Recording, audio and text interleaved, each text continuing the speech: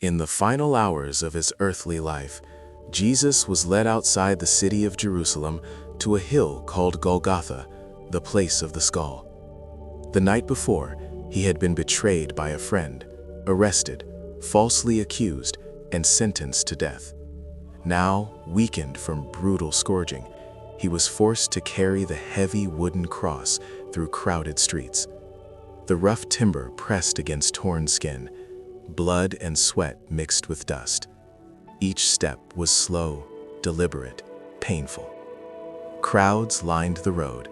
Some shouted insults, some mocked him, calling for him to save himself. Others stood in stunned silence. A few wept openly, their hearts breaking at the sight. When they reached Golgotha, the Roman soldiers went about their grim task with practiced routine. The cross was laid on the ground. Jesus was stretched upon it. Nails were driven through his hands and through his feet. The cross was lifted upright, dropping into place with a heavy thud. He hung there, suspended between heaven and earth, between two criminals, one on his right and one on his left. Above his head was fastened a sign bearing the charge against him: Jesus of Nazareth, King of the Jews.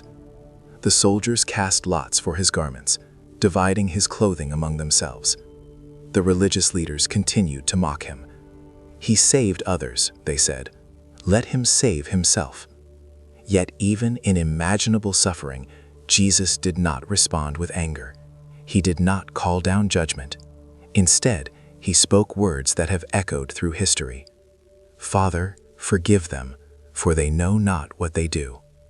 Beside him, one of the criminals joined in the ridicule, but the other recognized something different. In humility and desperation, he asked to be remembered. And Jesus, in mercy, promised him hope, even in his final hour. Near the cross stood his mother. Grief pierced her heart as she watched her son suffer. Beside her stood a small group of faithful followers who had not fled. Even in agony, Jesus saw them. He spoke tenderly, entrusting his mother to the care of his beloved disciple. In his darkest moment, his concern was still for others. As midday approached, an unnatural darkness began to spread across the land. From noon until 3 in the afternoon, the sky grew dim. The sun's light faded. A heavy stillness settled over the hill. It was as though creation itself responded to the weight of the moment. Hours passed. Breathing became increasingly difficult. Each breath required pressing against the nails, lifting his body against unbearable pain. The suffering was both physical and spiritual, the weight of humanity's brokenness laid upon him. At one point, he cried out in anguish, and yet even in that cry, there was purpose. Finally, knowing that his earthly mission had reached its completion, Jesus spoke again. It is finished. Not a cry of defeat, but a declaration. The work was done, the sacrifice complete. Then, with one final breath, he bowed his head and gave up his spirit.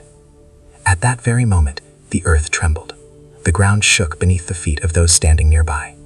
In the temple in Jerusalem, the great curtain, the veil that separated the holy place from the most holy place, was torn in two, from top to bottom. What had once symbolized separation now lay open. A Roman centurion, hardened by many executions, stood watching. He had seen countless men die, but this was different. Looking up at Jesus, he said, "Surely this was the Son of God." The crowds that had gathered began to disperse. The noise faded. The mocking stopped. Many returned home beating their chests in sorrow and confusion. The hill grew quiet. 3 crosses stood silhouetted against the darkened sky. To some, it seemed like the end, the tragic execution of a teacher who had spoken of love, mercy, and the kingdom of God. But for Christians, this moment stands at the center of history. The cross became a symbol not of defeat, but of sacrificial love. A place where justice and mercy met. A moment of suffering that opened the door to hope. As evening approached, the body of Jesus was taken down. The day that began in violence ended in silence. Yet even in that silence, a promise remained. Because the story of the cross was not the end.